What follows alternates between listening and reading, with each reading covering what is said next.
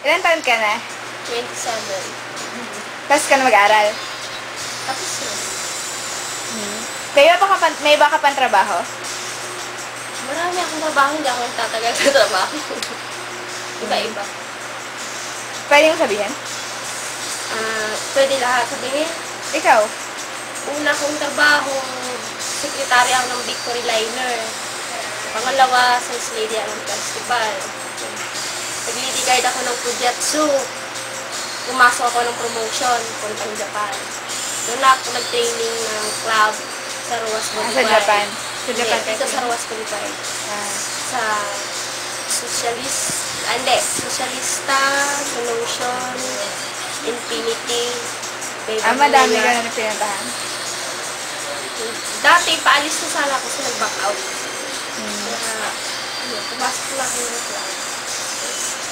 Pumasok ulit ako ng trabaho, ikunti lang yung kita. Gusto ko, madami yung kita. Kaya, pumasok ako sa club. Sa club. Pag marunong ka dumiskarte, marunong kang mag-uto, makakapera ka. Kahit hindi ka lumabas. Trabaho lang. Labas na. Sige, nakatira ka ba kasama ng mga magulang mo? Oo. Ngayon? Ngayon, kasi may asawa na ako. Okay. Paano napasok yung trabaho mo? Paano nakapasok sa ganun? Pumasok ko sa ganun kasi kapanganak ko lang. Saka sa promotion, talagang may training kang ganun. Nag-training ka sa ganun? Para pagdating sa Japan, alam mo na yung pasikot-sikot sa club. Alam ng pamilya mo yung source ng income mo? Alam nila. Anong reaction nila?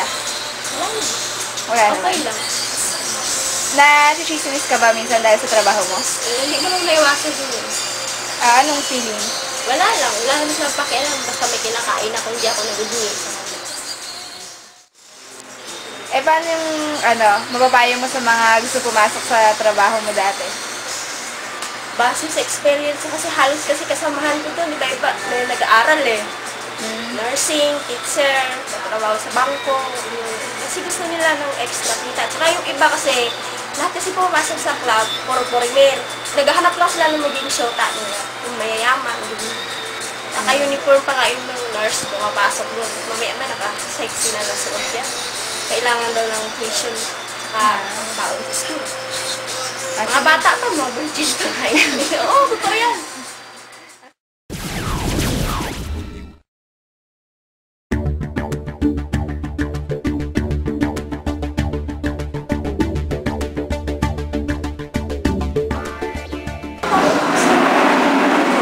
Anyway, there are so many social problems nowadays in our country, aside from drug addiction, aside from homosexuality, but also the prostitution. Prostitution is,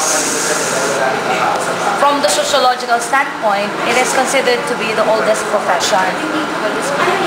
It is an oldest profession just because you earn money out of sex, definitely. But we don't have some kind of a solution for this. Kasi kumbaga naka-ano na sa atin pwede ba kumbaga naka-ano na sa atin nakagisnan. Kaya if you will notice again from the sociological standpoint, culture can be changed. Culture can be adopted. Yung social problems ay naka-integrate kasi sa atin yan Kaya lang, ang lagi nating sinasabi ng cause ng prostitution is poverty. And there is a chain reaction, definitely. If the poverty occur, syempre ang tao ang hanap ng source of income. And the simplest and the easiest way to have some kind of an income is to have sex with other people in exchange of money.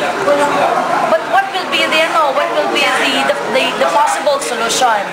The possible solution is that, on my opinion, is give some kind of familiarization, seminars to these people who engage in a certain social problem like this.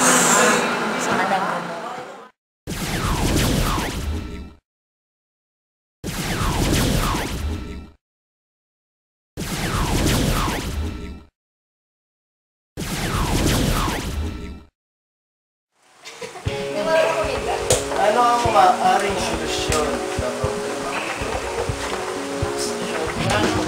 Danas. Isa ka. Paraan. Maumpisahan. Wala lang. Miguel. Kaso nga lang, ako yung process yung kinakaya. Tsaka kasi matagal na rin siya nandito eh. Tsaka hanggang hindi nawawala kahirapan. Parang naman, yung parang Ito pa rin. Para under the table na talaga. Tsaka, yun nga, sabi na, sabi yung pera ko. Kung mahirapan ka, pwede na madali.